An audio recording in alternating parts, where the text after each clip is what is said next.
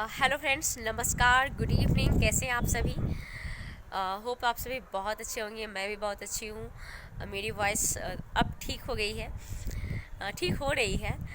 And friends, आप सभी जानते हैं कि मैं यूट्यूब चैलेंज में हूँ, जहाँ पर मुझे एवरी डे वीडियो अपलोड करना रहता है।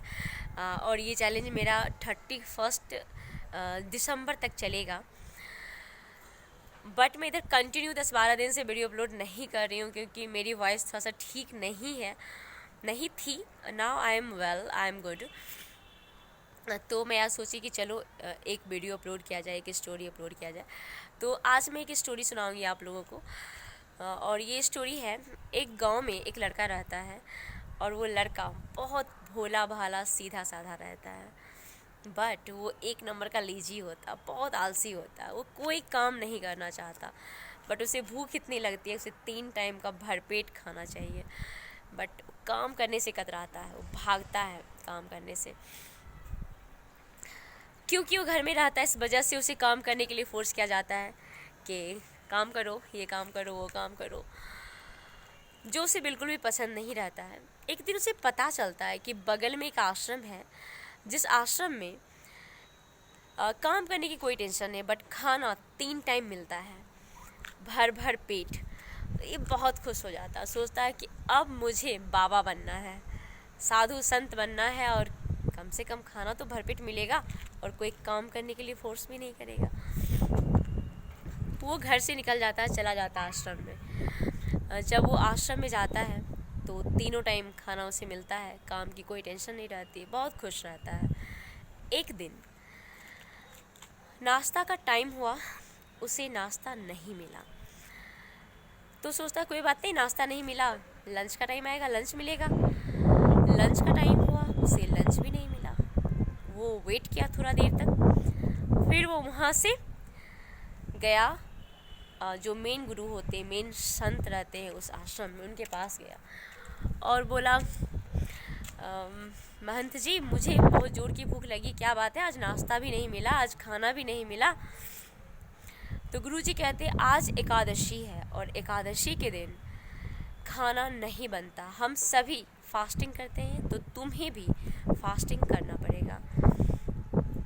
अब ये लड़का कहता है कि नहीं नहीं गुरुजी, मुझसे फास्टिंग नहीं होगा, मेरी तो भूख से जान निकल रही है, अब मुझे जल्दी से खाना दे दीजिए, मैं फास्टिंग नहीं करूँगा। तो गुरुजी कहते हैं, देखो फास्टिंग ही करना पड़ेगा, खाना तो बनेगा नहीं, बट अगर तुम नहीं करना चाहते हो तो खाना तुम खुद से बनाओ, वो भी आश्रम में नहीं, आश्रम के बाहर खाना बनाओ और खाओ। तो ये सोचता है कि चलो, भूखे रहने से अच्छा है खाना बना लूँ, रूखा सूखा ही सही। तो गुरुजी बताते हैं कि देखो, वहाँ भंडारा है, भंडारा में सारा सामान रखा हुआ है खाना बनाने का, तुम वहाँ से अन्न लो, अनाज लो और बाहर जाओ, खाना बना लो, बट भगवान को भोग लगाने के बाद ही तुम कुछ ग्रहण करना, कुछ प्रसादी खाना। तो ये बोलता है ठीक है, कोई बात नहीं, मैं कर लूँगा। वो जाता है बाहर, खाना बनाता है, खाना बनाकर भगवान जी को कहता है, भगवान जी आइए आइए, जल्दी खाना खा लीजिए, मुझे भूख लगी है, जल्दी से भोग लगा लीजिए। तो भगवान जी आते नहीं हैं। वो बोलता है, हाँ मुझे पता है कि आप बहुत टेस्टी खाना खाते हैं, अच्छा खाना खाते हैं, मैं अच्छा खाना नहीं बनाया हूँ, लेकिन फिर भी आइए भोग लगा लीजिए, मैं रूखा सूखा ही बनाया हूँ, बट इसे भोग लगा कर खा लीजिए, क्योंकि मुझे भूख लगी है, मुझे भी खाना खाना है। वो 2 प्लेट खाना बनाता है, एक अपने लिए, एक जो भगवान जी के लिए। बट श्री रामचंद्र जी आते हैं, साथ में माता सीता को भी लेते आते हैं। ये 2 प्लेट ही खाना बनाता है, दोनों प्लेट खाना ख़त्म हो जाता।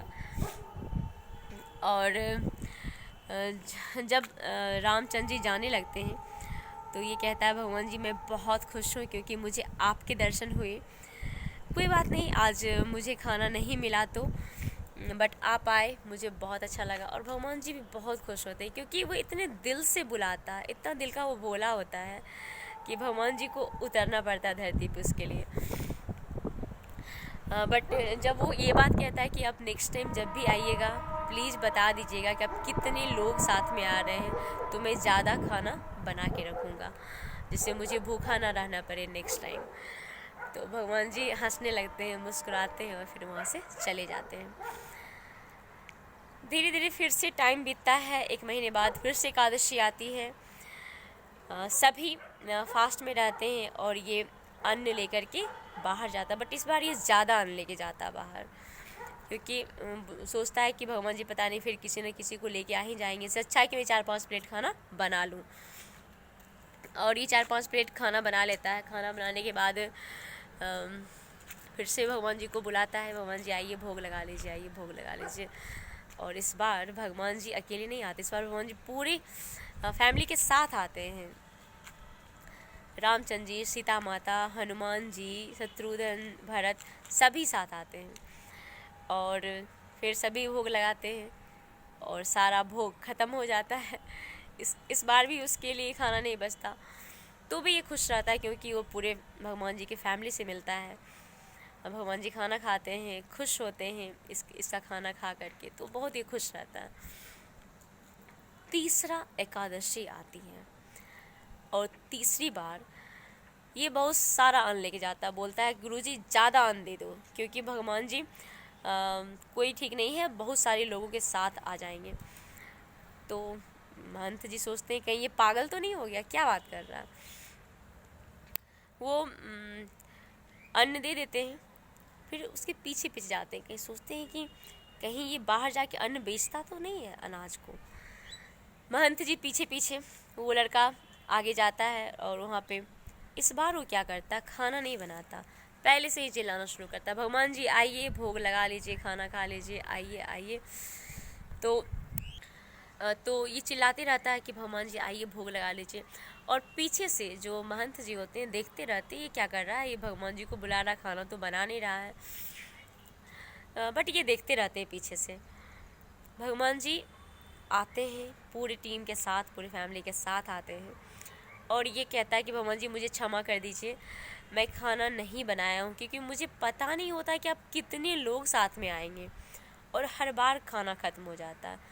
तो इस बार आप सभी मिल के खाना बनाइए और खाइए।